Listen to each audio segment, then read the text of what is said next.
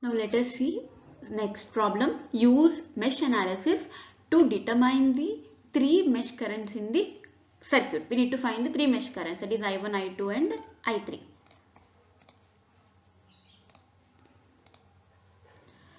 How to do? Same, apply KVL to mesh 1, write the mesh equations, that is 7 minus 1 into I1 minus I2. Why I1 minus I2? The first mesh current is I1, the second mesh current is I2. So I1 minus I2. Then minus 6 in minus 6.